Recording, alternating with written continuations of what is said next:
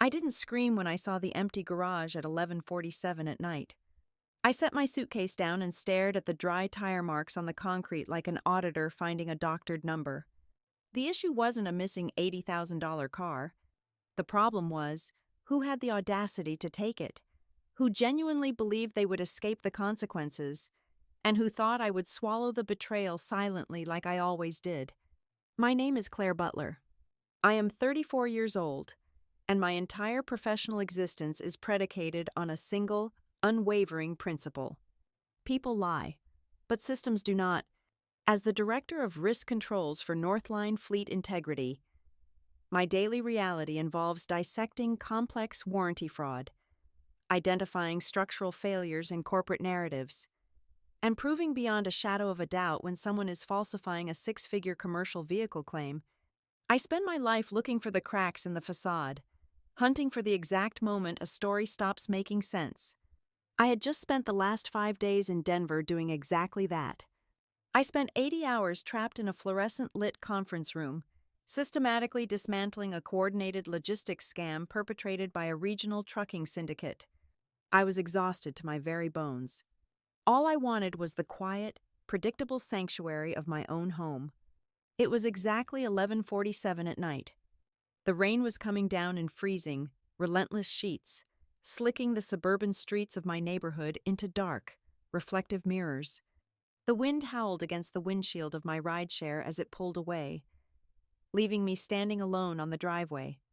I stepped onto the covered porch, shook the freezing water from my heavy wool coat, and pressed my thumb against the biometric scanner of the front door.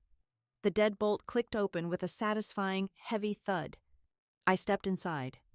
The house was exactly as I had left it. The air was perfectly climate-controlled, sitting at 68 degrees, and smelled faintly of the cedar diffuser in the hallway. The hardwood floors were spotless, gleaming faintly in the ambient light from the street lamps outside. The mail I had ignored before my trip was still neatly stacked on the console table. Every single thing was in its proper, calculated place. I dropped my suitcase by the foot of the stairs, rolling my shoulders to release the tension of the long flight. I walked down the short corridor to the mudroom and pressed the button on the wall panel to raise the garage door. I expected to see the familiar, aggressive grille of my vehicle, the headlights reflecting off the back wall. The motorized track hummed into life, pulling the heavy insulated door upward. The cold dampness of the garage spilled into the warm mudroom. The space was completely, undeniably empty. I stood there on the threshold for a long time. I did not scream. I did not drop to my knees, cry out, or clutch my chest in a sudden fit of cinematic panic. Panic is a useless emotion, a luxury reserved for people who do not understand how to analyze a catastrophic failure. My brain simply registered the visual data and immediately began processing it against known variables. My car was gone. It was a pristine, top-of-the-line luxury sport utility vehicle, valued at roughly $80,000. It was not a lease. It was not financed through some predatory lending scheme. I owned it outright. The original title sat in a fireproof lockbox upstairs, bearing only my name. The comprehensive insurance policy, the state registration, the annual property tax records, they all carried one name and one name alone. Claire Butler. I had worked 80-hour weeks for years to afford that kind of financial autonomy. I stepped down onto the cold concrete floor of the garage. The faint smell of motor oil and old rain lingered in the air. I looked at the ground. There were dry tire tracks leading out onto the driveway, indicating the car had been moved hours ago, long before the heavy rain started falling tonight. I scanned the perimeter of the room with the practiced eye of an auditor. There was no shattered safety glass sparkling under the harsh fluorescent overhead lights. There were no deep, violent scratches around the side entry door to suggest a forced entry with a crowbar or a heavy pry bar. The heavy exterior garage door showed absolutely no signs of tampering or forced leverage. The house alarm, which I had armed meticulously before leaving for the airport 5 days ago, had not been triggered. A conventional thief is messy. A conventional thief creates a chaotic entry point, grabs whatever is immediately accessible, and flees blindly into the night. This scene was entirely too sterile. The initial shock dissipated entirely, instantly replaced by the cold, methodical hum of my professional instinct. I pulled my phone from my coat pocket and opened the home security application. I bypassed the live camera feeds for a moment and went straight to the raw data. The system logs. I needed the timeline before I needed the visual evidence. I stood in the middle of the empty parking bay, staring at the glowing screen. To steal a modern, high-end vehicle without a flatbed tow truck or a sophisticated electronic relay attack requires a physical key. My primary key fob was resting heavily in my left coat pocket. I reached in and wrapped my fingers around its smooth leather casing just to verify it was still there.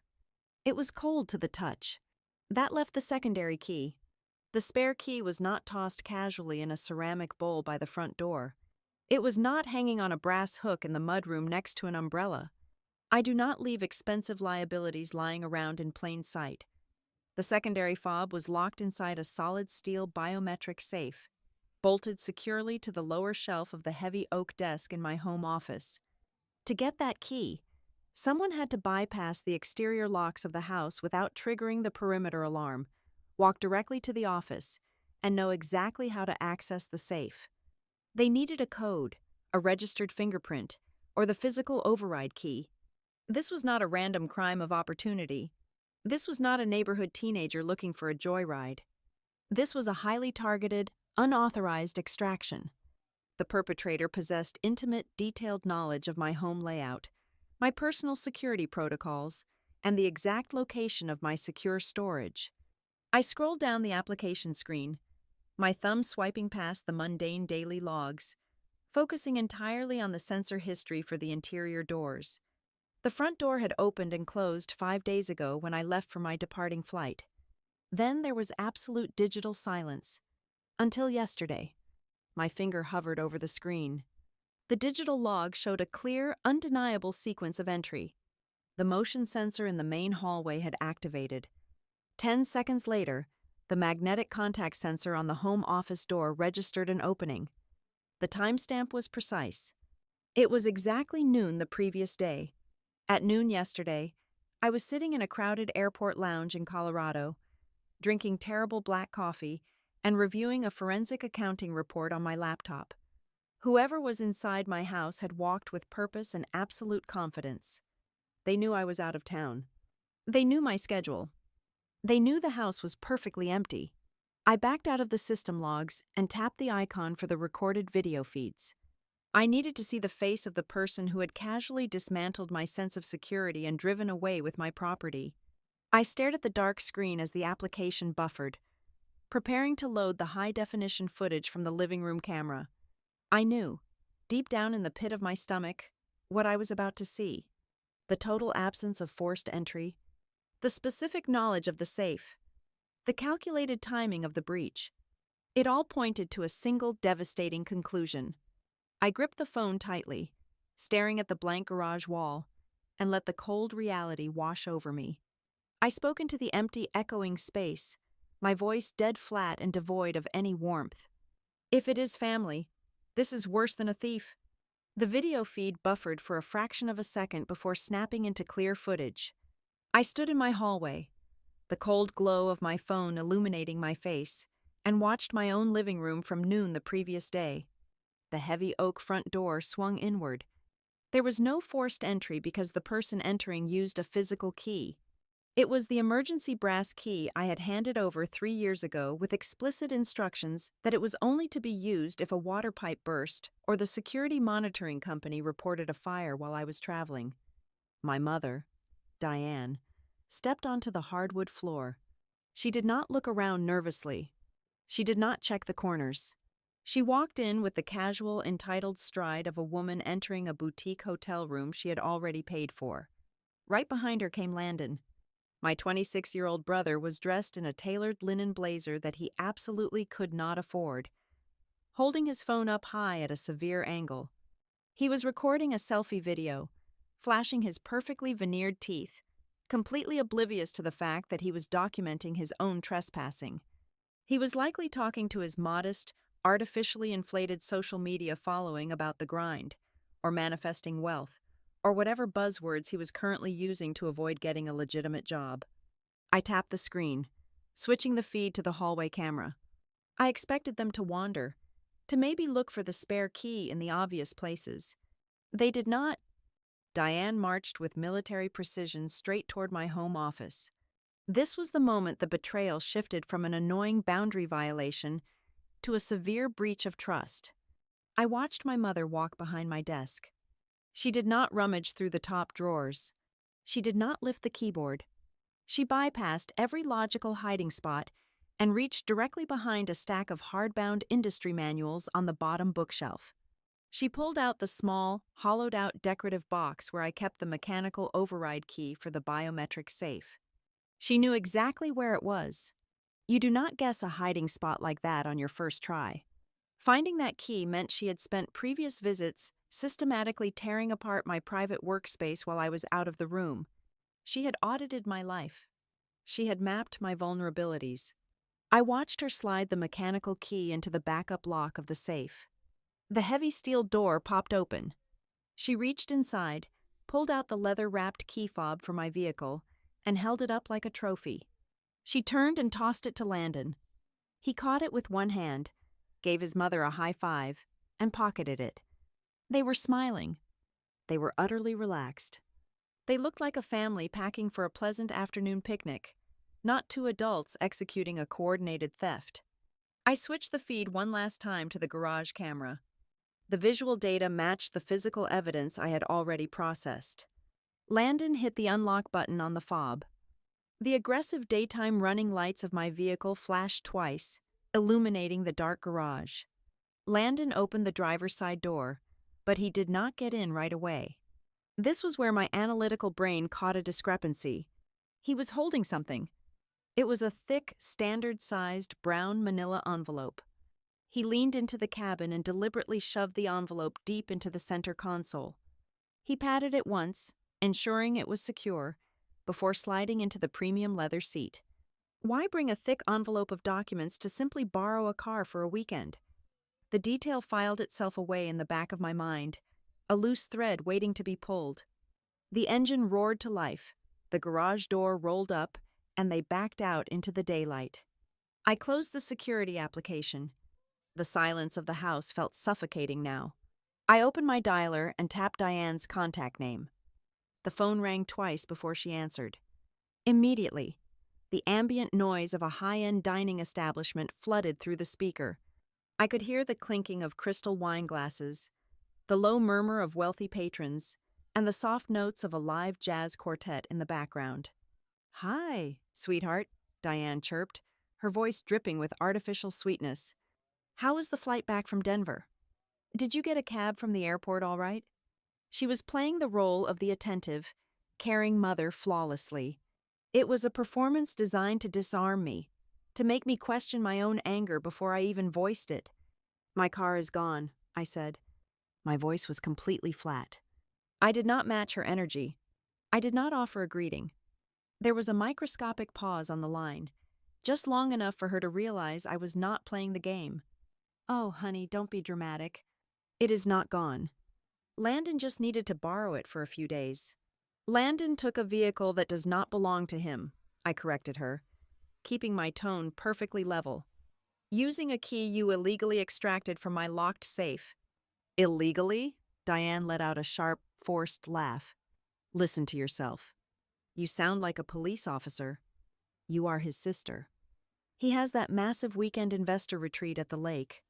He is finally pitching his startup idea to some serious venture capitalists. He cannot exactly pull up to a luxury resort in his beat-up sedan, can he? He needs to project success. Your car was just going to sit in the dark garage gathering dust while you were away. Families share with each other. We help each other. I do not care about his retreat," I said. "I do not care about his fabricated investors. You have exactly 30 minutes to return the vehicle to my driveway.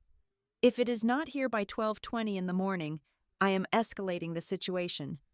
The background jazz music seemed to fade as Diane's tone shifted violently. The sweet mother facade shattered, revealing the familiar venomous defensive mechanism underneath. "Escalating?" Are you actually threatening your own family? She hissed, her voice dropping an octave to avoid drawing attention from the neighboring tables. You have always been like this. So cold.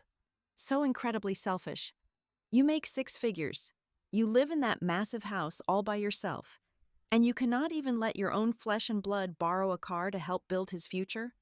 You care more about a piece of metal than you do about your brother. You are absolutely rigid. You are suffocating his potential just because you want to be right. She was waiting for me to engage. She was waiting for me to raise my voice, to defend my character, to get dragged down into the muddy trenches of emotional warfare where she always won. If I argued about being selfish, the argument was no longer about a stolen vehicle. It was about my moral failings as a daughter and a sister. I looked at the glowing screen of my phone, displaying the length of the call. 2 minutes and 14 seconds of pure manipulation. 30 minutes, I repeated. I pressed the red button and ended the call. I did not wait for her to scream another insult. I stood in the quiet hallway, the adrenaline slowly replacing the exhaustion in my veins. The emotional blackmail had failed. I was no longer an older sister dealing with a spoiled sibling and an enabling mother. I was a risk control director looking at a massive, unauthorized liability. They wanted a family squabble. I chose a legal response. I walked out of the hallway and stepped into my home office. The heavy oak desk sat exactly where it always did, but the lower cabinet door was visibly ajar. I crouched down on the hardwood floor. The biometric safe was wide open, its thick steel door resting heavily against the wood paneling. The mechanical override key was sitting dead center on my leather desk blotter. It was not dropped in a rush. It was placed there deliberately, a silent, mocking little monument to their sheer entitlement. It was Diane's way of saying she had outsmarted me in my own sanctuary, leaving the tool of her intrusion right where I would find it. Most people in my position, flooded with the adrenaline of a home invasion, would have immediately picked up their phone and dialed 911 to reach the local precinct. I did not. In my specific line of work, you learn very quickly how municipal law enforcement handles domestic property complaints. If I called a local desk sergeant and hysterically reported that my younger brother took my vehicle, the officer would sigh, categorize the incident as a family misunderstanding, and definitively tell me it was a civil matter. They would advise me to wait until morning and work it out over breakfast. I could not afford to let this catastrophic liability enter that gray area. Once an incident is classified as a civil dispute, the police wash their hands of it. The physical asset remains entirely out of my control, and the perpetrator faces absolutely zero legal consequences. I needed hard, irrefutable digital data to force a legitimate criminal response. I sat down in my ergonomic chair and woke up my encrypted laptop. Because I manage commercial fleet integrity for a living, I understand the severe inherent risks of owning high-value mobile assets far better than the average consumer. 2 months after purchasing the vehicle, I completely bypassed the standard, easily hackable factory tracking application. I hired a certified aviation technician to install an independent, military-grade telematics module deep within the wiring harness under the rear passenger seats. It was a completely legal modification, completely invisible to the naked eye, and entirely untethered from the commercial infotainment system on the dashboard. I opened the secure web portal on my browser and typed in my 32-character master password. The analytical dashboard populated instantly, flooding my screen with raw data. A high-resolution topographical map of the state appeared, dominated by a pulsing blue dot moving rapidly along Interstate 85. I zoomed in on the moving vector. The blue dot was currently traveling exactly 87 miles per hour in a designated 65-mile-per-hour zone. I traced the digital route backward to my house and then projected its current trajectory forward. Diane had sworn to me on the phone that Landon was driving to a quiet lakeside investor retreat. The Lake District was exactly 2 hours north of my location. The blue dot on my screen was currently speeding violently south. He was not going to pitch a startup to venture capitalists. He was heading straight for Blackridge Downs. Blackridge Downs was a sprawling weekend resort located just past the state line, known primarily for 3 things: an oversized casino, overpriced bottle service, and hosting flashy, unregulated luxury car meets for desperate social media influencers. He was taking my pristine asset to use as a rented prop to impress people who did not care about him. As I watched the blue dot weave aggressively through digital traffic representations, a secondary notification pinged loudly on my phone. The telematics module was not merely tracking geographical location, it was actively monitoring the vehicle's internal diagnostic network. I tapped the red alert banner. The primary driver profile had been manually overridden. The dynamic traction control system, designed to keep a heavy vehicle stable on wet pavement, was completely disabled. The adaptive air suspension had been stiffened to its maximum setting, and the engine mapping was shifted directly into Sport Plus mode. Landon was not just commuting.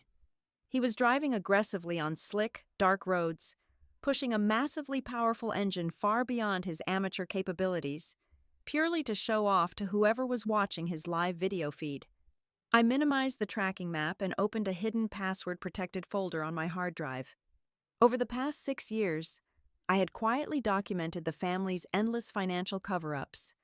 I clicked on Landon's subfolder. Inside were the scanned police reports and private insurance settlement documents from his disastrous driving history. There were 2 separate minor collisions within the last 3 years, both involving excessive speed and severe misjudgment of braking distance. There was also a 90-day license suspension for reckless driving through a residential neighborhood. In every single instance, Robert and Diane had swooped in, paid the victims exorbitant amounts of cash to avoid insurance premium spikes, hired expensive traffic lawyers to reduce the misdemeanor charges, and shielded Landon from the harsh reality of his own destructive actions. If he lost control of my vehicle tonight while driving under the influence of his own inflated ego, his name would not be on the primary insurance policy. Mine would. I would be legally and financially responsible for whatever catastrophic damage or bodily harm he inflicted on the highway. My career, credit, and livelihood were tied to whatever happened next on that interstate. I moved methodically, my hands steady on the keyboard. I exported the automated audio recording of the phone call between Diane and myself, dropping the file into a newly created litigation folder on my desktop.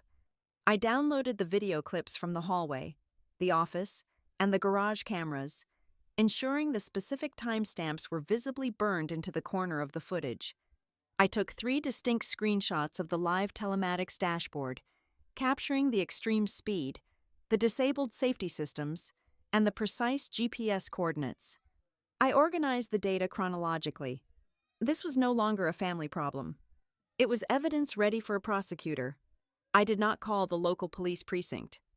I picked up my phone and dialed the non-emergency dispatch number for the Commonwealth Highway Patrol. They were the agency that actually had jurisdiction over Interstate 85. They handled high-speed intercepts and felony vehicle recoveries. The line clicked open after one ring, and a calm, authoritative dispatcher answered, asking for the nature of my call. I spoke clearly, stripping every single ounce of emotion, hesitation, and familial loyalty from my voice. I did not mention my mother. I did not mention a sibling rivalry. I need to report an unauthorized high-value vehicle theft, I said. I am the sole registered owner. I have live GPS, speed, and diagnostic data showing the driver disabled safety systems and is driving recklessly on a wet interstate. I also have time-stamped video of the theft from my home. The voice on the other end of the line sharpened instantly. Her tone changed immediately into professional dispatch mode. She asked for my full legal name and date of birth to confirm identity against the state registration database. I provided them without hesitation. She then demanded a clear, unequivocal statement regarding the vehicle's status. Has the current driver been granted explicit or implicit permission to operate the vehicle at any time within the last 24 hours? She asked. No, I replied. He has no permission, no spare key, and he is not listed on my insurance. The fob was taken from a locked biometric safe in my home while I was out of state. I have time-stamped video of the break-in and theft.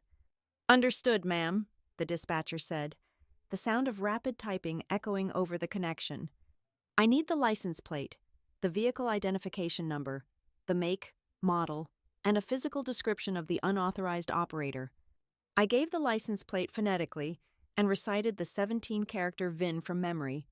I described the vehicle's specific metallic charcoal paint and the custom dark-tinted windows. Then, I described my brother. I gave them his exact height, roughly 5 feet 11 inches, his dark brown hair, and the light-colored linen blazer he was wearing in the security footage. I did not call him my brother.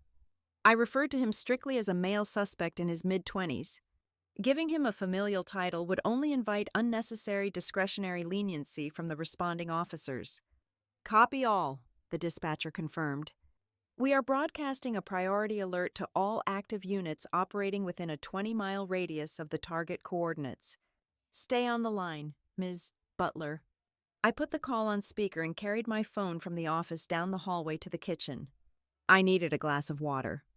My throat was entirely dry. I set my laptop on the cold granite island counter. The screen was still dominated by the live telematics dashboard. Suddenly, a severe warning banner flashed red across the top of my monitor.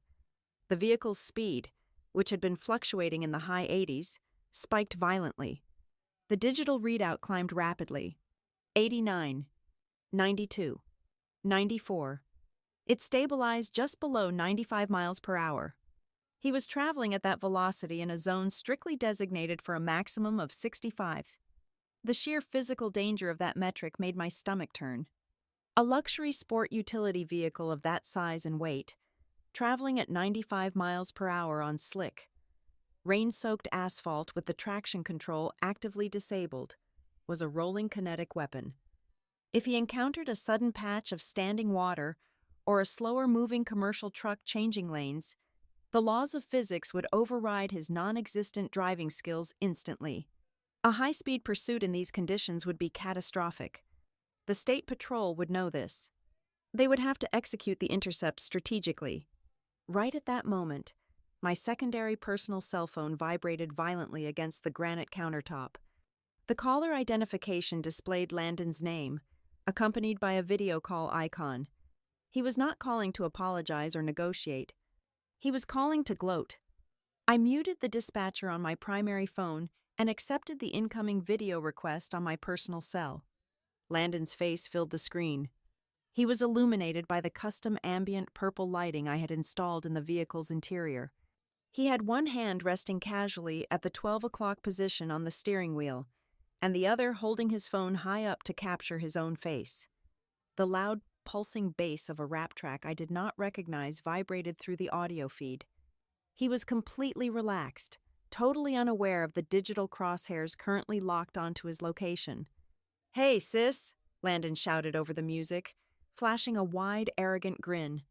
"Look, Mom told me you were freaking out and threatening to call the cops over a misunderstanding. Relax, okay? You are always so uptight. I am just breaking the engine in for you. The interior is incredible. By the way, the boys at the event are already waiting for me to pull up. I will bring it back on Sunday, washed and fully detailed. Promise." He shifted the camera angle to show off the digital instrument cluster, inadvertently providing me with visual confirmation of the excessive speed I was already tracking. Before I could respond, the music volume dipped slightly. A voice cut through the vehicle's integrated Bluetooth audio system. It was not a radio announcer. It was a live caller on a merged line, a deep, raspy voice of a man I had never heard before. "Hey, Landon," the strange man's voice demanded sharply. "Did you bring the papers?" The papers? The thick brown manila envelope my mother had instructed him to take.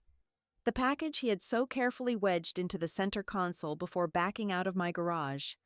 This was not a joyride to show off to random influencers. There was a transactional purpose to this trip, a prearranged meeting involving documents related to my property. Landon looked momentarily startled by the voice interrupting his performance. He quickly reached toward the dashboard screen to mute the secondary caller. Yeah, man, I got everything right here." "Hang on a second," he muttered defensively. He turned his attention back to my video feed, attempting to recover his confident facade. "Anyway, Claire, just chill out. Do not do anything crazy. It is just a car. I did not demand the vehicle back.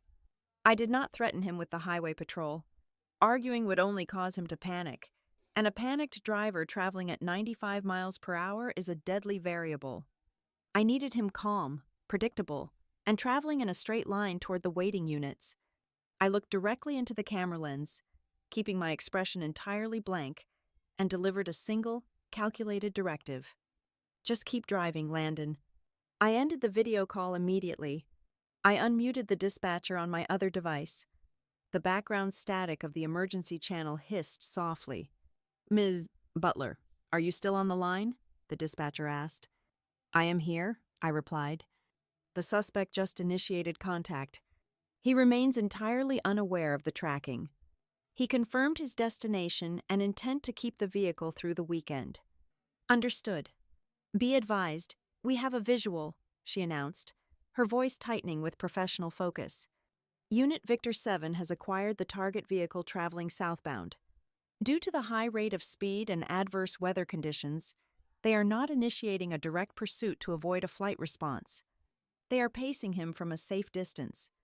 We have 2 interceptor units maneuvering into position near exit 42. It has a designated commercial way station with a wide, concrete safety shoulder. They will execute a rolling roadblock and force a hard stop. Exit 42 was roughly 4 miles ahead of his current location. It would be over in less than 3 minutes." "Copy," I said softly. "I will keep the line open until the situation is secure," the dispatcher added. I stood in the darkness of my kitchen, the only illumination coming from the harsh white glow of the laptop screen resting on the granite island. The digital dot representing my brother moved relentlessly toward the trap. For the first time since walking into the empty garage, a deep, hollow ache settled into my chest. It had absolutely nothing to do with the machine speeding down the highway. It was the crushing, undeniable realization that my own flesh and blood had crossed a line from which there was no return. The secret drawer in the safe, the hidden envelope, the strange man demanding paperwork. My parents and my brother were not just frustrating or entitled. They had actively conspired to compromise my assets, and in doing so, they had become a genuine, tangible legal threat to my existence. The family I knew was gone. Only liabilities remained. "Units are in position," the dispatcher's voice cracked over the speaker. "Executing the stop now." The dispatcher's voice faded into the steady, quiet hiss of the open radio channel, but I did not need to be sitting in the passenger seat to know exactly how the next several minutes unfolded. The high-definition dash camera recordings and the synchronized body camera footage that the county prosecutor later provided to my legal team painted a flawless, cinematic picture of my brother's absolute downfall. The interior of my vehicle was bathed in the soft, custom purple ambient lighting I had installed along the door panels. Outside, the freezing rain was violently lashing against the aerodynamic windshield, but the heavy premium sound insulation of the luxury cabin reduced the severe storm to a muted, rhythmic thrum. Landon was riding an absolute, intoxicating high. He had his latest model smartphone mounted directly to the central air conditioning vent, streaming a private live broadcast to his closed circle of internet friends. He had one hand resting casually at the 12 o'clock position on the hand-stitched leather steering wheel, driving at 95 miles per hour with the reckless confidence of a man who believed consequences did not apply to him. He was boasting loudly over the heavy, pulsating bass of a rap track, bragging to his audience about his massive new acquisition.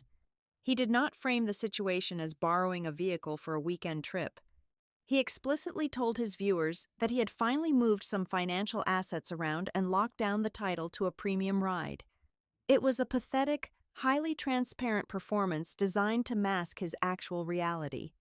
The massive central infotainment screen suddenly interrupted his digital fantasy. A bright notification banner dropped down over the navigation map, displaying an incoming call from Diane. The digital counter on the screen indicated it was her 8th consecutive attempt to reach him. Landon let out a loud, exaggerated sigh of annoyance and slammed his index finger against the glowing red decline button on the steering wheel.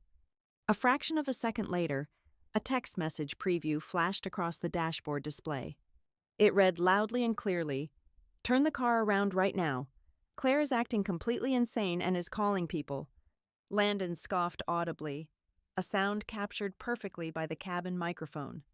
He muttered directly to his live audience that his family was just having a typical dramatic weekend meltdown because they could not handle the fact that he was finally succeeding in life.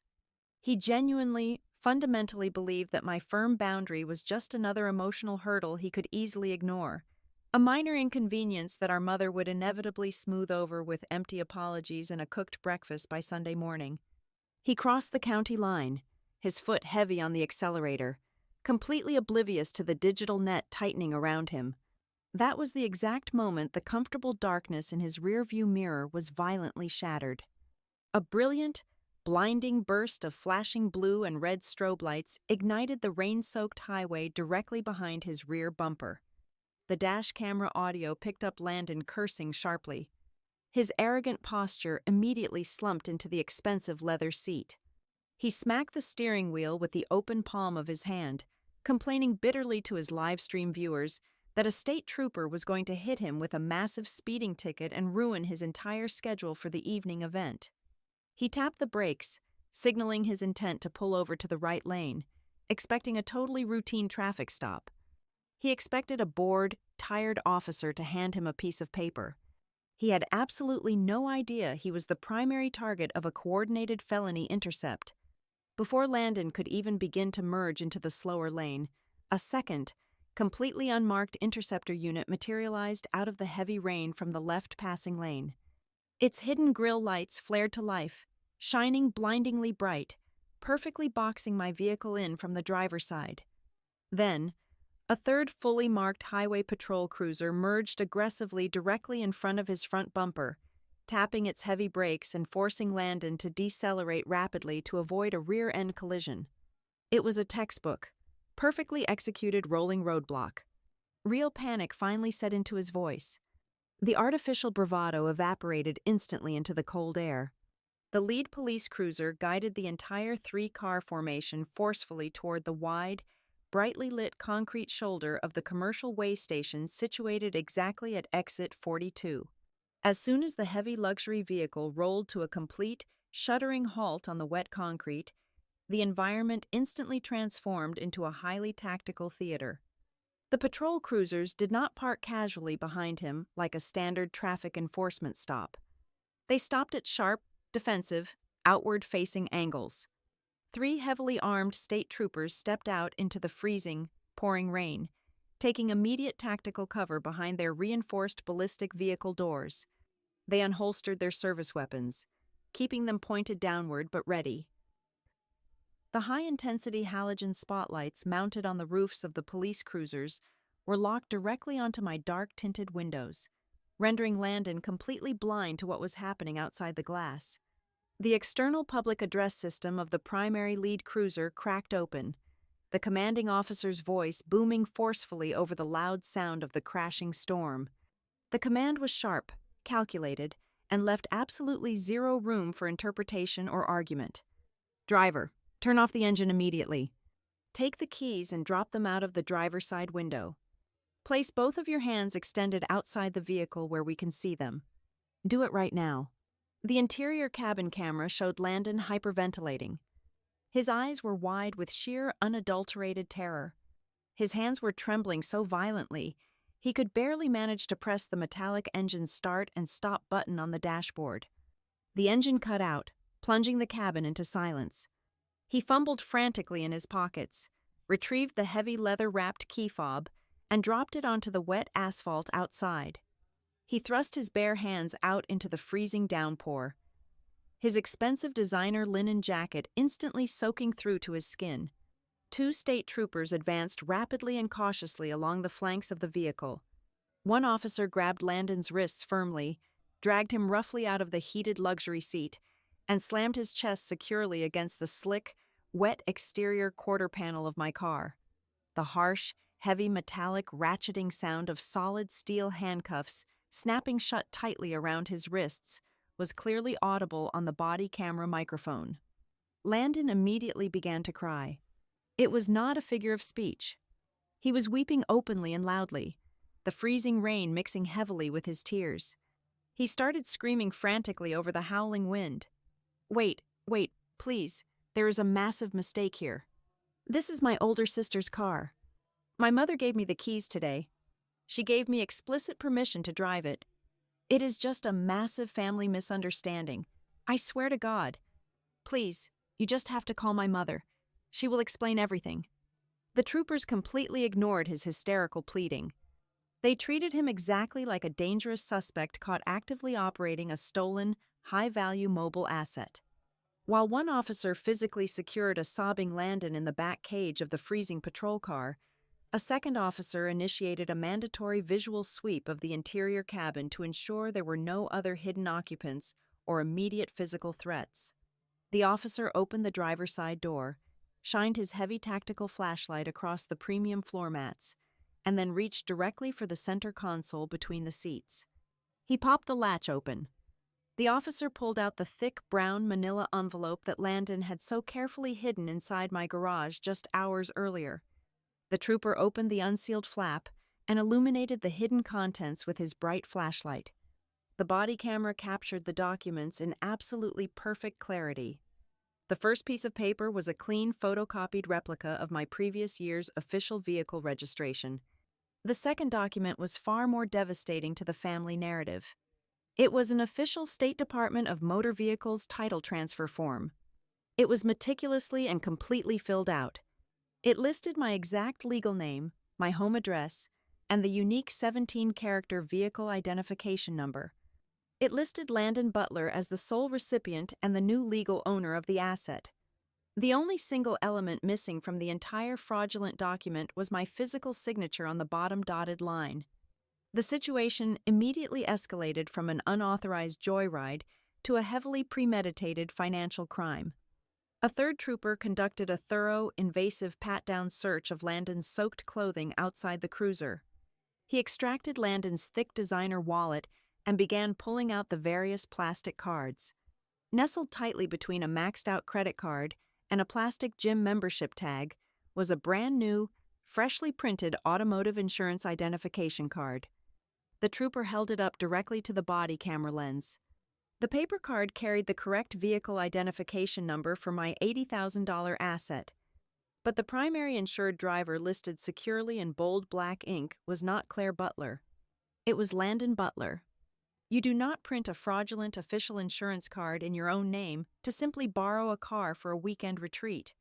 You do not carry pre-filled state title transfer documents to impress internet strangers at a casino parking lot.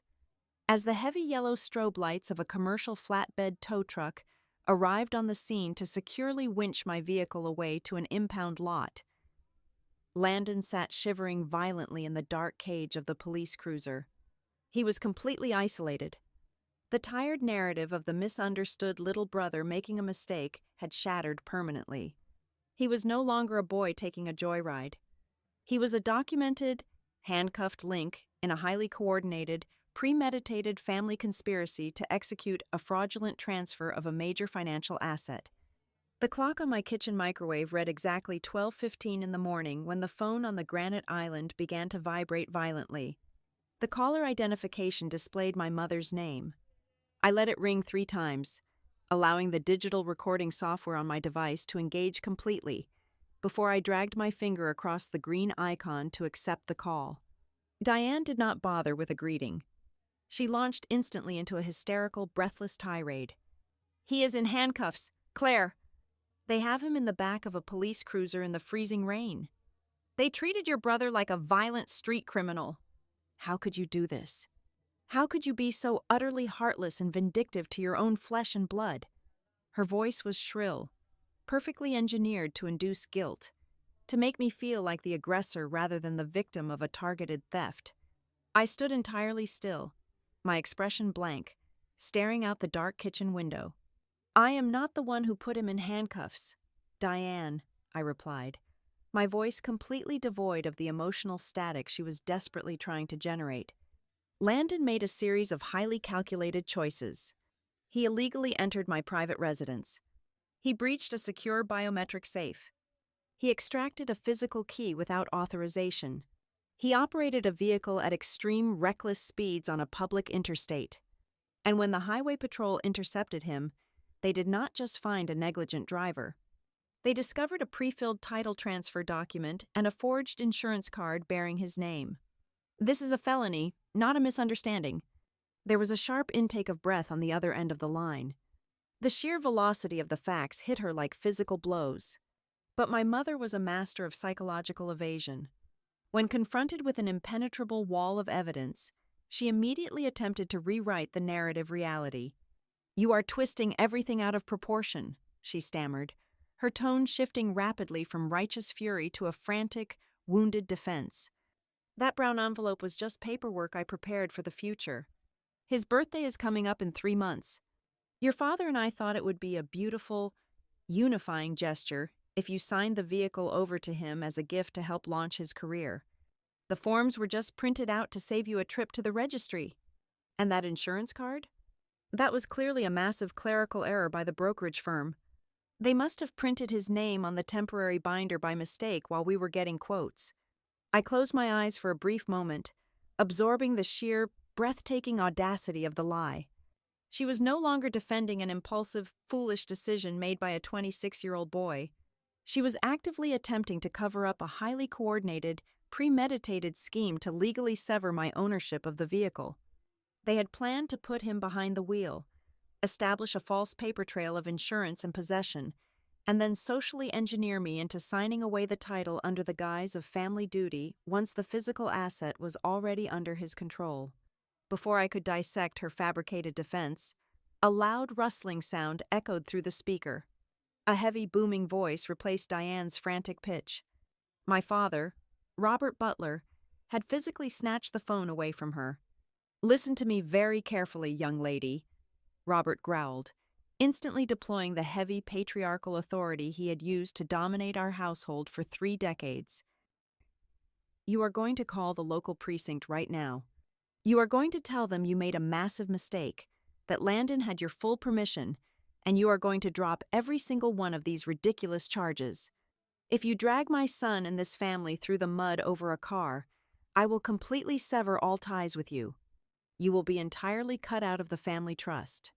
I will erase your name from the estate. You will get absolutely nothing from us ever again." He was wielding his financial leverage like a blunt weapon, completely oblivious to the fact that his threats held zero power over me. He genuinely believed I was still a terrified teenager desperate for his economic approval. I did not raise my voice. I did not match his aggressive cadence. I responded with the cold, sterile precision of a corporate auditor, neutralizing a hostile negotiation. "Your family trust is irrelevant to my life, Robert," I said evenly. "The vehicle is in my name. My taxes, property, and insurance are independent of you. You have no leverage here. And choose your words carefully. This call is being recorded and may be subpoenaed." The legal terminology acted like gasoline on an open flame. Robert lost the final shred of his carefully maintained composure. "You arrogant, ungrateful little brat," he spat bitterly. "You do not understand how the real world operates. We just needed the car through the weekend to close Landon's deal. Once the ink was dry on his end, we were going to bring the vehicle right back and handle your paperwork properly. You ruined everything because you cannot see the bigger picture." A heavy, profound silence fell over the line. I did not speak. I simply let his own words hang in the digital space between us. He had just handed me the final damning piece of the puzzle. His outburst destroyed Diane's birthday gift story. That single, enraged sentence completely destroyed Diane's lie about a birthday gift. It confirmed, beyond any shadow of a reasonable doubt, that this was not a spontaneous joyride. It was a calculated transactional maneuver. They needed my specific, high-value asset to secure some sort of financial arrangement for Landon, and they were willing to steal it to make it happen. I ended the call without saying another word. I took my laptop into the living room and emailed my civil attorney at Keaton Vale Legal Group.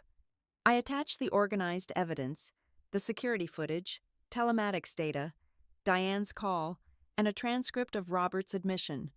I asked for an aggressive asset protection strategy and an immediate cease and desist letter. I pressed send, watching the progress bar fill as the massive files transferred securely to the law firm's server. Then, I walked slowly to the heavy oak front door. I opened the smart home application on my phone and accessed the primary security lock settings.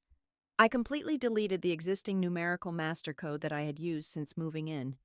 I generated a complex, randomized 12-digit sequence and locked it into the system memory. I navigated to the physical hardware settings and digitally disabled the internal tumblers for the emergency brass key override. The key Diane had used to violate my sanctuary was now nothing more than a useless piece of scrap metal. I stood in the quiet hallway, listening to the heavy, satisfying mechanical click of the deadbolt engaging. There were no more blurred boundaries. There was no more looking the other way to keep the peace. The gray area of family loyalty had been permanently erased from my home. The heavy glass doors of the Commonwealth Highway Patrol Regional Headquarters slid open with a dull mechanical scrape at exactly 8 o'clock the following morning. The precinct smelled like floor wax, stale coffee, and stress.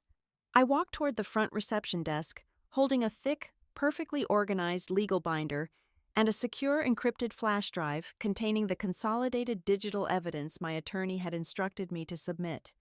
To my immediate left, sitting on a row of uncomfortable, rigid plastic chairs, were my parents. They looked incredibly small and entirely out of their element. They were still wearing the expensive, tailored clothing from the luxury restaurant the night before, but the fabric was heavily creased and thoroughly rumpled. They had clearly spent the entire night pacing the sterile waiting room, demanding answers from exhausted night shift officers who had zero interest in their fabricated social status. Despite his obvious physical exhaustion, my father was currently standing at the thick bulletproof glass partition, aggressively berating a calm, utterly unimpressed desk sergeant. "You need to release my son immediately," Robert demanded, his voice echoing loudly across the linoleum floor. "I have explained this to 3 different officers since midnight. This is a ridiculous, blown out of proportion family misunderstanding. My daughter is simply exacting a petty personal revenge over a minor sibling dispute. You are holding a young professional hostage over a temper tantrum." Diane turned away from the desk and finally noticed me standing near the entrance. She did not look relieved. She looked utterly frantic. She rushed across the waiting area, her heels clicking sharply against the tile. She reached out, attempting to grab my forearm in a display of manufactured maternal desperation, but I took a deliberate, calculated step backward, forcing her hand to drop empty to her side. "Claire, please," Diane hissed, her voice a desperate, urgent whisper designed to avoid the attention of the uniformed officers. "You have proved your point. You terrified him. Now you have to fix this. Walk up to that counter right now and tell them you gave him the physical key. Tell them he had your absolute permission to drive the vehicle. That is all it takes to make this entire nightmare disappear. Just one single sentence. If you do not do this, you are single-handedly destroying your own brother's entire future just because you are too selfish to compromise."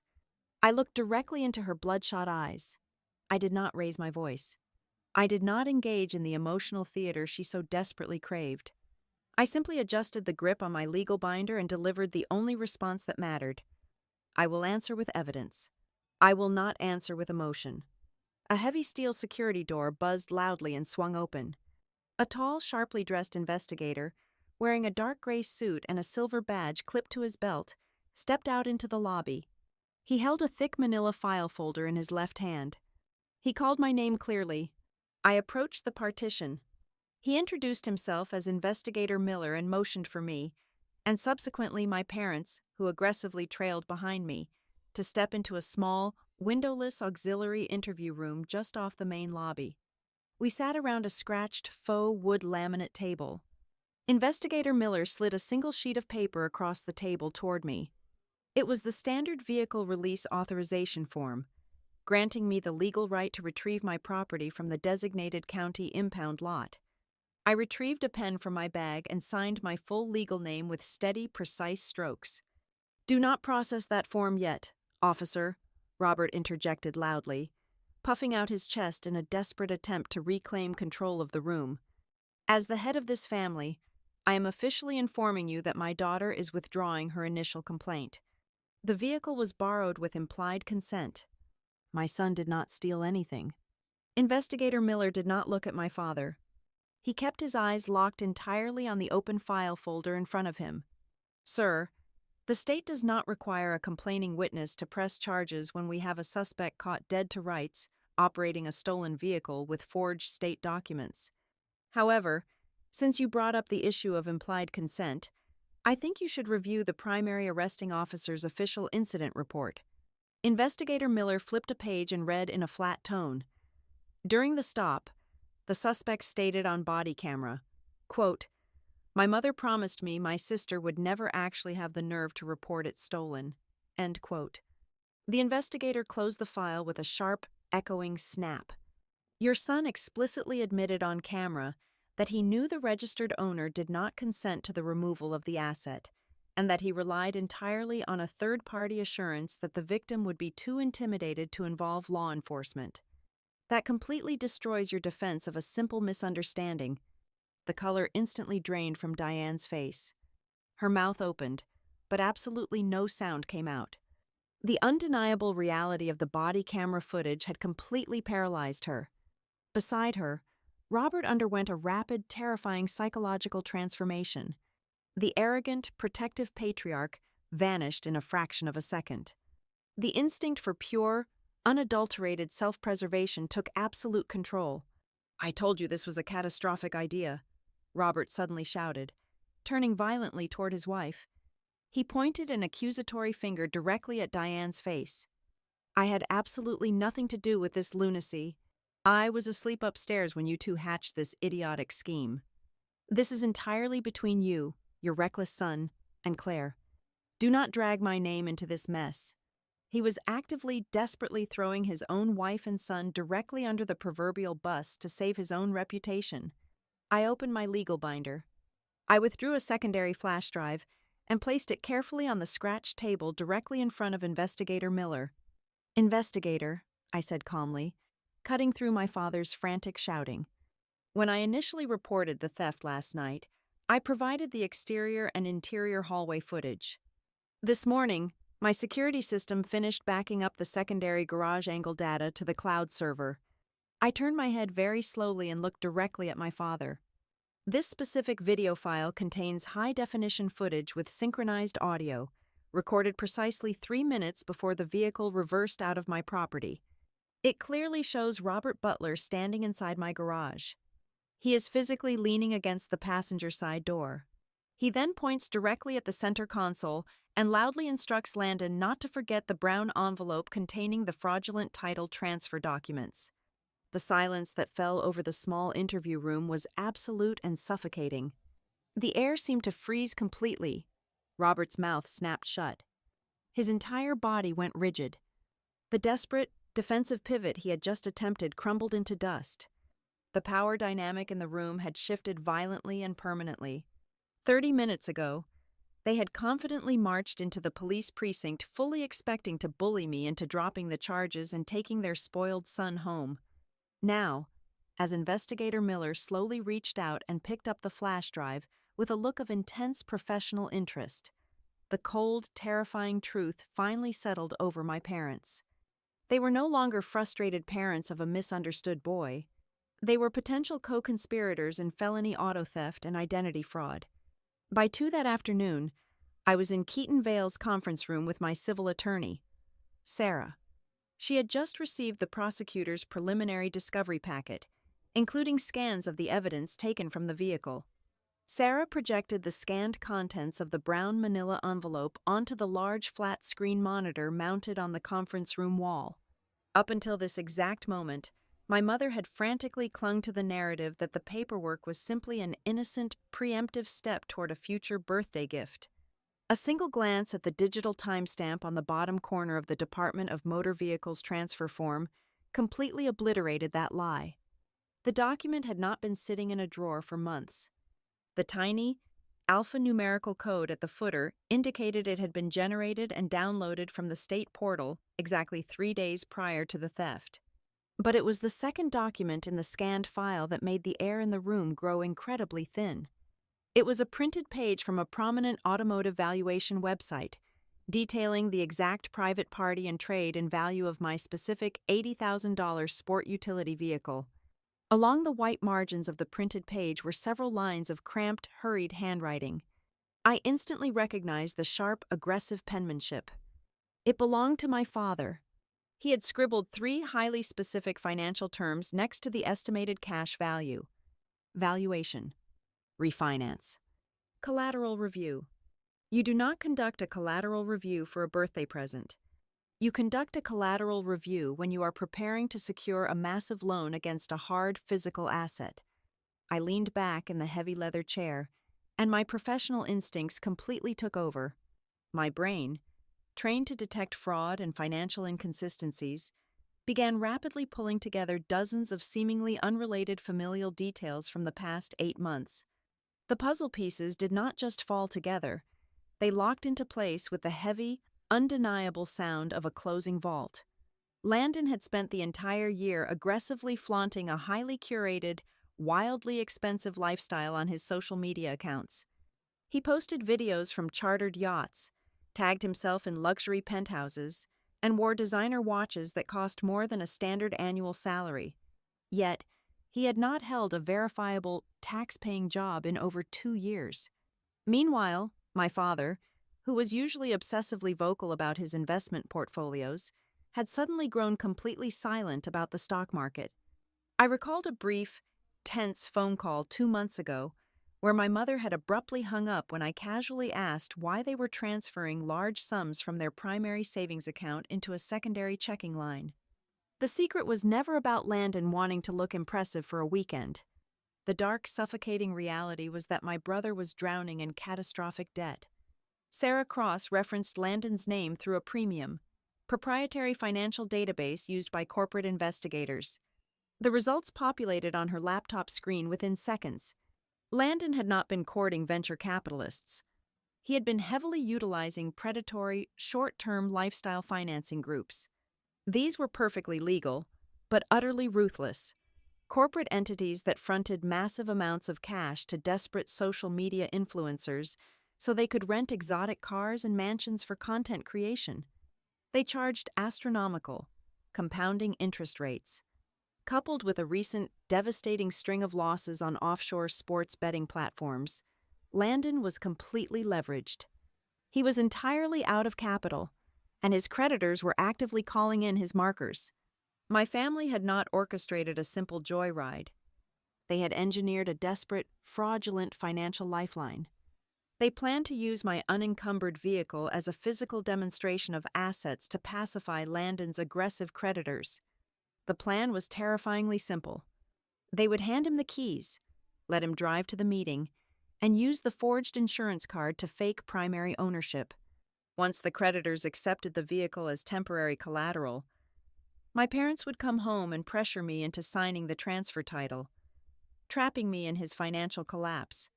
The weekend investor retreat my mother had spoken so passionately about was an absolute fabrication. The resort at Blackridge Downs was not hosting a startup convention. It was serving as neutral, high-end ground for a clandestine meeting with a specialized debt arranger. A cold, horrifying realization washed over me. They were not merely invading my privacy and temporarily depriving me of a vehicle. They were trying to tie me to a financial disaster. If Landon had crashed that vehicle at 95 miles per hour on the interstate, if he had critically injured another driver while operating under a fraudulent insurance binder, I would have been the sole target of the ensuing multi-million-dollar civil lawsuits. I was the registered owner. My pristine credit, my corporate career, and the financial autonomy I had sacrificed my entire youth to build would have been completely obliterated to shield a 26-year-old boy from the consequences of his own hubris. I looked up at Sarah. "We need to move fast," I said. "Put an identity theft alert on my social security number and all major credit bureaus today, and file an asset fraud warning with the state registry." Sarah nodded rapidly, already typing the directives into her legal drafting software. "Also," I continued, "draft a preservation demand now and send it to Blackridge Downs and the Tollway Authority. I want all exterior camera footage, plate reader data, and valet logs preserved for the weekend. I want to know exactly who Landon was meeting.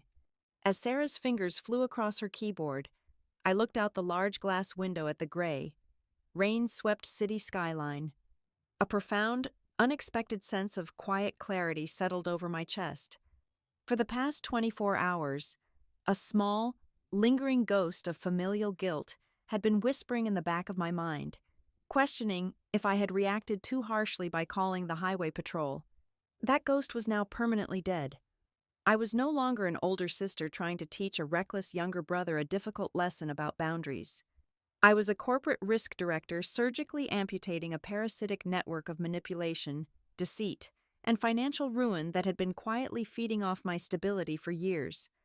They had viewed my success not as something to celebrate, but as a reserve asset they were inherently entitled to exploit. They had finally pushed their luck too far, and in doing so, they had given me the exact legal leverage I needed to cut the anchor free forever. By Tuesday morning, the locks on my house were no longer just digitally randomized. I had a private security contractor physically drill out every single deadbolt on the property and replace them with heavy-duty, commercial-grade cylinders. I upgraded the exterior camera system to include continuous 30-day cloud storage and thermal motion tracking. But the physical barriers were only the first layer of my defense. My attorney, Sarah, filed an emergency ex parte petition for a temporary restraining order in the county civil court. We did not rely on emotion. We attached time-stamped video of my mother opening the safe and audio of my father admitting the scheme. The judge granted the protective order within 4 hours. It strictly prohibited Diane, Robert, and Landon from coming within 500 feet of my residence, my workplace, or any vehicle registered in my name. I had Sarah serve them the formal notice via a licensed process server. The accompanying letter explicitly stated that any future communication regarding my property or the ongoing criminal investigation must be routed exclusively through her legal office. The defensive wall was built. It was time to go on the offensive. The forged auto insurance card the state troopers pulled from Landon's wallet was a glaring vulnerability in their plan.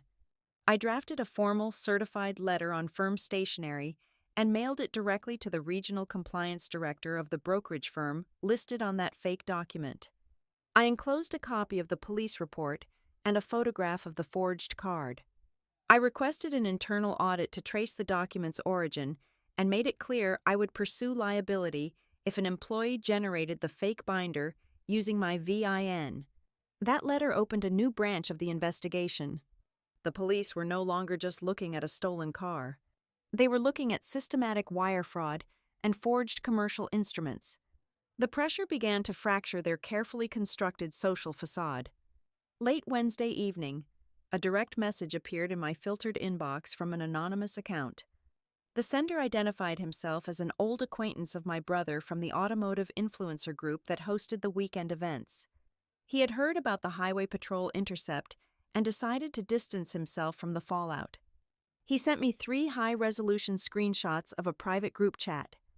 The timestamps were from the week prior to my business trip. The messages were sickeningly clear. Landon had bragged to his friends, boasting that he was finally getting a premium sport utility vehicle put in his name because his family was handling the red tape.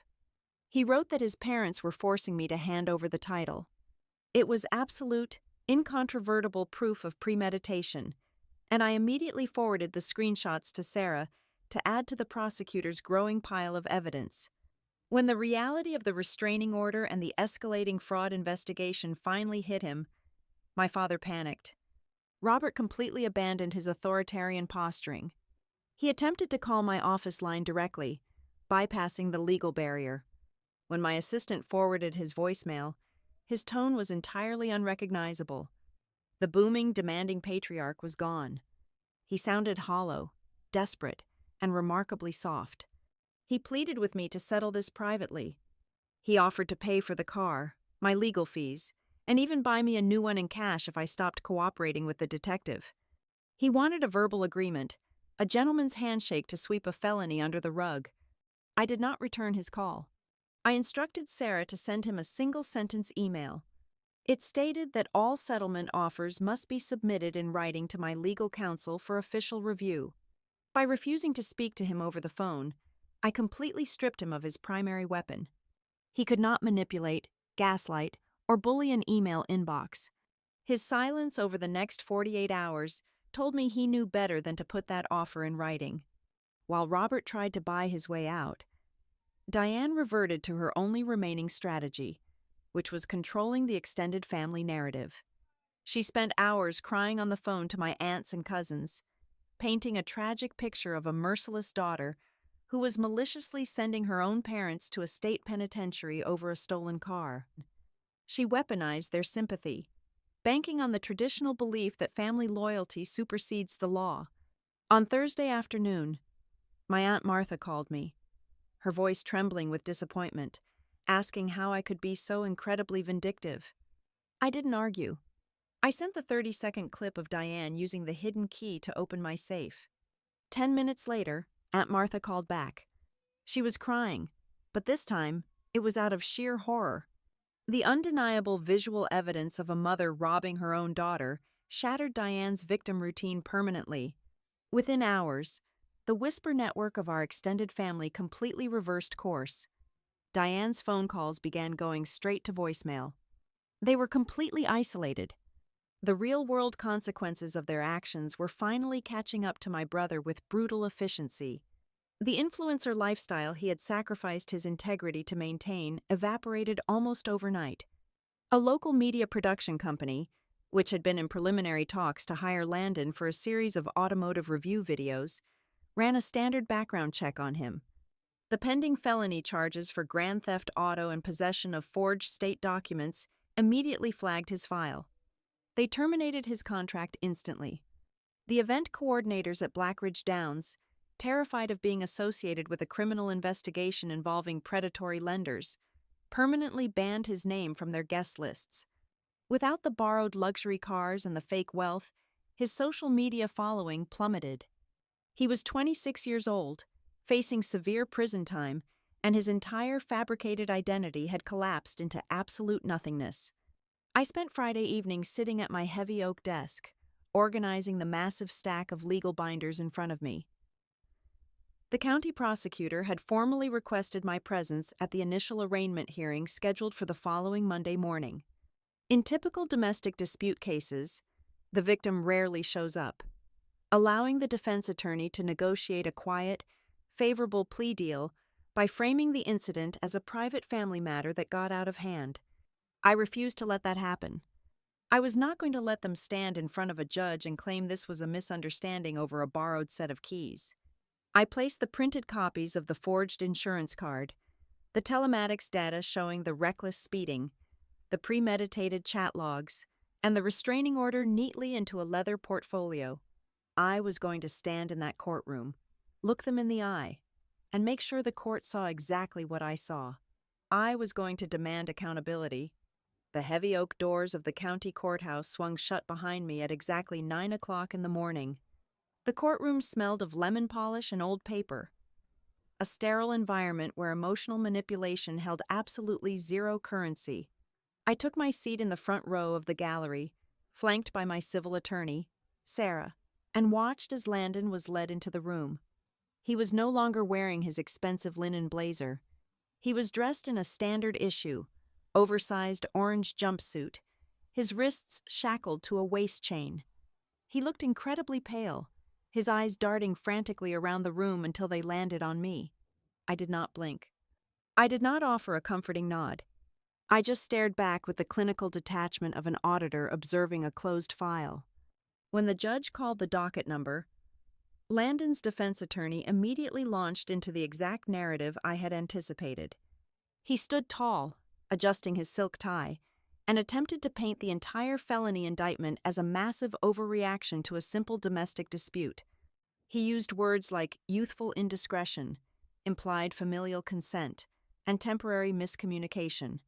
He practically begged the judge to reduce the grand theft auto and forgery charges down to a minor misdemeanor of unauthorized use of a motor vehicle, promising that the family was handling the discipline internally. The county prosecutor, a sharp, unsmiling man in a tailored navy suit, calmly stood up and approached the bench. He did not argue with the defense's emotional rhetoric. He opened his briefcase and presented 3 pieces of evidence. First, he submitted the synchronized video logs, proving the premeditated intrusion into my secure safe. Second, he played the unedited audio from the arresting trooper's body camera, where Landon explicitly confessed that he knew I had not consented. Third, he entered the forged state transfer documents and the fraudulent insurance binder into the official court record. The defense attorney's confident posture visibly deflated with each piece of evidence. But the prosecutor was not finished. He turned toward the gallery, his eyes locking directly onto my father, who was sitting 2 rows behind me, furiously taking notes on a legal pad. "Your Honor," the prosecutor stated, his voice ringing clearly across the quiet courtroom. The defense claims this was a spontaneous, foolish decision made by a young man acting alone. The state categorically rejects that premise. We have subpoenaed the municipal traffic cameras positioned precisely half a mile outside of the victim's residential subdivision. The prosecutor handed a high-resolution glossy photograph to the judge and then slid a copy across the defense table. The timestamp on this image is exactly 4 minutes after the stolen vehicle left the victim's property, the prosecutor continued. It clearly shows the stolen asset. More importantly, it shows a silver sedan traveling exactly 2 car lengths ahead of the stolen asset, acting as a lead vehicle or pilot car to scout for local law enforcement. The license plate on that lead vehicle is registered directly to Robert Butler, the defendant's father. This was not a joyride. This was a coordinated family theft. A collective gasp echoed through the gallery. I heard my father drop his pen. It clattered loudly against the wooden floorboards. Robert's entire strategy of washing his hands and blaming his wife and son evaporated instantly. He was officially on the public record as an active participant, driving the getaway route. The judge immediately called for a 15-minute recess to review the new evidentiary submissions. The moment we stepped out into the echoing marble hallway of the courthouse, the remaining shards of my family's composure shattered completely. Diane lost whatever tiny shred of impulse control she had left. She marched directly toward me, her face flushed red with absolute fury, completely ignoring the fact that we were standing in a highly populated legal corridor. "You planned this," Diane screamed, her voice shrill and echoing off the vaulted ceiling. "You held on to those traffic videos just to humiliate your father. We just needed the car to secure the loan. We were going to have you sign the transfer papers the second the weekend was over, and none of this would have happened if you just played along." She was so blinded by her own rage that she failed to notice the assistant district attorney and 2 armed bailiffs standing less than 10 feet away, holding their coffee cups. In her desperate attempt to make me feel guilty, my mother had just loudly and publicly confessed to the conspiracy to commit title fraud. Sarah, my attorney, leaned over and quietly asked the assistant district attorney if he had caught that statement. The prosecutor simply nodded, a grim, satisfied smile crossing his face. When court resumed, the judge asked if the victim wished to make a brief statement regarding the pretrial release conditions. I walked past the defense table and stood at the podium. I did not shed a single tear. I did not look at my parents. I addressed the bench directly. "Your Honor," I said, keeping my tone perfectly level and professional, "this is not a domestic squabble. I am the sole legal owner of that vehicle. The defendant disabled its safety systems and drove it recklessly on a wet interstate while carrying fraudulent insurance documents. If he had lost control, innocent people could have been seriously hurt, and the legal and financial liability would have fallen on me. I am not seeking vengeance. I am asking for the law to be enforced and for community safety to be taken seriously. I respectfully request that bail be denied or set at the maximum limit." The judge nodded slowly, clearly impacted by the cold, undeniable logic of the statement. He denied the request to reduce the charges and set Landon's bail at a remarkably high 6-figure sum, mandating GPS monitoring if he somehow managed to post the bond. As the bailiffs moved in to escort Landon back to the holding cells, Robert made one final, desperate play. He intercepted me near the heavy oak doors. He looked completely defeated, the arrogant patriarch entirely broken by the weight of the criminal justice system. "Claire, wait," he pleaded, his voice trembling. "Name your absolute price. I will write a certified check right now for the total retail value of the car. I will buy you a brand new, upgraded model in cash tomorrow morning. Just tell the prosecutor you want to drop your cooperation. We can fix this. We can rebuild the family." I looked at the man who had tried to threaten my financial independence just days ago. "The issue was never the price tag of the vehicle, Robert," I replied softly. "The issue is accountability. Keep your money. You are going to need every single penny of it for your own criminal defense attorney." I walked out of the courthouse and into the bright, freezing morning air. I rode directly back to Sarah's office with Sarah. I sat in her conference room and signed the final severance documents. I terminated all emergency access codes, removed myself as an emergency contact from their medical and insurance accounts, and authorized Sarah to send formal notice. I would never again provide financial support, co-sign a loan, or assume liability for anyone with the Butler surname. They thought the highway patrol just pulled Landon over to the shoulder. In reality, they pulled an entire family lie into the light, and this time, Claire Butler is not driving anyone home. Thank you for listening. Tell me where you're watching from in the comments. And if you enjoyed this story, please like, subscribe, and share it.